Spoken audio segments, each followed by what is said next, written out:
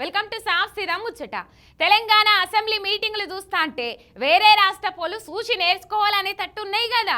నిన్న తెల్లారంగా 3:30 దాకా అసెంబ్లీ మీటింగులు నడిచినాయి. ప్రతిపక్ష లీడర్లు సమస్యల మీద గలమెత్తిండ్రు.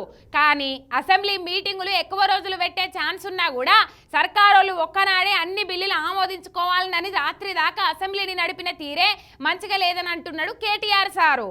అసెంబ్లీ మీటింగుల్లా ఇదో రికార్డ్ అనే చెప్పొచ్చు. నిన్న పొద్దుగాల శురువైన అసెంబ్లీ తెల్లారంగా 3:15 దాకా నడిచింది. అంత రాత్రి కూడా ప్రజా సమస్యల మీద గలమెత్తిండ్రు బీఆర్ఎస్ లీడర్లు.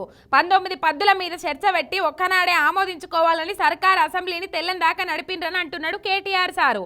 దాని శాసనసభ వ్యవహారాల మంత్రి శ్రీధర్ బాబు సారుండి సుదీర్ఘ ప్రసంగాలొద్దు, ఏదైనా క్లుప్తంగా చెప్తే అయిపోయి జల్దిగానే అవుతుందంటే మీరు అన్నదాంతో మేము కూడా ఏకీభవిస్తున్నాం. బరాబర్ సుదీర్ఘ ప్రసంగాలొద్దు, కాకుంటే వచ్చే అసెంబ్లీ మీటింగ్లు 20 రోజులైనా పెట్టుకుందాం.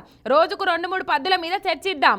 హడావిడిగా ఒక్కనాడే అన్ని బిల్లుల మీద చర్చ పెట్టుకునుడు ఎందుకని సర్కారోళ్లకు సూచన చేసిండు కేటీఆర్ సారు.